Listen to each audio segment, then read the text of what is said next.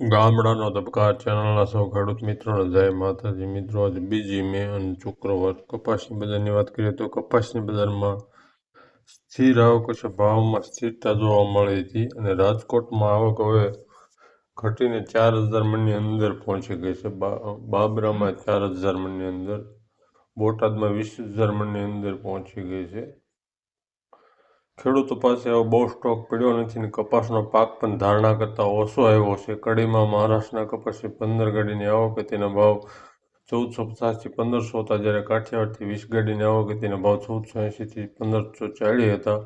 સૌરાષ્ટ્રમાં મહારાષ્ટ્રના કપાસની 15 ગાડીની આવક તેના ભાવ મહારાષ્ટ્રના કપાસના 1470 થી 1510 હતા. રૂની બજારમાં પાકી ગરાકી વિશે ભાવમાં સ્થિરતાનો માહોલ જોવા મળ્યો હતો. હાલના તબક્કે કોઈ મોટી મૂવમેન્ટ થાય તેવા સંજોગો દેખાતા નથી. રૂમાં કોઈ મોટી લેવાળી આવે તેવા પણ સંજોગો નથી, પણ ધીમે ધીમે બજારો ઘસાઈ પણ શકે તેવી સિઝનના વાવેતરના અહેવાલો મે મહિનાથી શરૂ થશે. ગુજરાતમાં શંકર રૂના ભાવ 29 mm લેન્થ અને 3.8 મેગ્નીસ તેના ભાવ સ્થિર હતા અને 54,300 થી 54,900 હતા.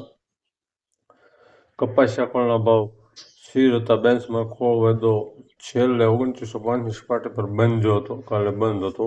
મોરબીના ખોળના ભાવ નાફેડ બારદાન 1780, ચોગર બારદાન 1800 અને જોડ બારદાનના 1750 હતા. સૌરાષ્ટ્રમાં ખોળ બ્રાન્ડેડના 1750 અને એવરેજ નાની મિલોના 1650 થી 1675 પ્રતિ 50 કિલોના હતા.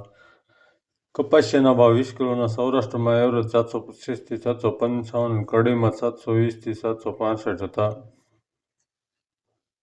રૂની આયાત પરની 11% ડ્યુટી ઘટાડવા બાબતે સરકાર પર સતત ચારેકોરથી દબાણ વધી રહ્યું છે. અમેરિકાએ ભારતીય ચીજોની આયાત પર 26% ટેરિફ વધારો કર્યા બાદ તેની અસર ઘટાડવા અમેરિકા સાથે ભારતમાં આવતી અમેરિકન ચીજોની આયાત પર ડ્યુટી ઘટાડવાનું દબાણ કરી રહી છે. ઉપરાંત ભારતમાં રૂ, યાન અને કાપડ સાથે સંકળાયેલ દરેક એસોસિએશન સરકાર પાસે 11% ડ્યુટી ઘટાડવાની માંગણી કરી રહ્યા છે. દક્ષિણ ભારતથી રાજકીય દબાણ પણ રૂની આયાત ઘટાડવાનું શરૂ થઈ ચૂક્યું છે. ખાટલે મોટી એક ખોટ છે કે રૂના 11% આયાત ડ્યુટી ઘટાડ્યા બાદ ભારતના રૂના ભાવમાં એક સાથે ખાંડીય રૂપિયા 8 થી 9,000નો ઘટાડો થવાની સંભાવના છે. હાવ ખોટા અહેવાલો છે મિત્રો, એમાં ક્યાંય ડરવા જેવું છે નહીં. કારણ કે CCIનું 56,000 આસપાસ ખરીદાઈ રહ્યું છે રૂ, તો આયાત ડ્યુટી ભેળવો 45,000 કે 43,000 અત્યારે ન્યુયોર્ક રૂના વાયદા છે. આયાત ડ્યુટી વધારો તો પણ ઓછા ભાવે જ મળે, પણ એ એટલું ક્વોલિટી હોય નહીં આપણને બનાવવામાં આવે.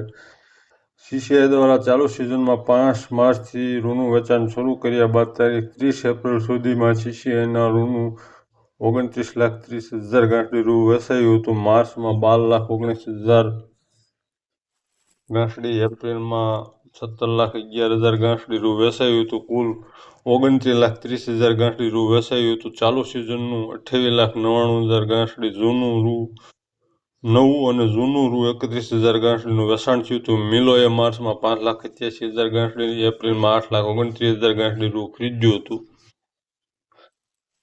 ન્યુયોર્ક કોટન વાયદો આજે પણ 65.61 સેન્ટ ઉપર બંધ આવ્યો છે. ચેનલને સબસ્ક્રાઈબ કરજો, વિડીયોને લાઈક કરજો અને શેર કરજો. જય માતાજી.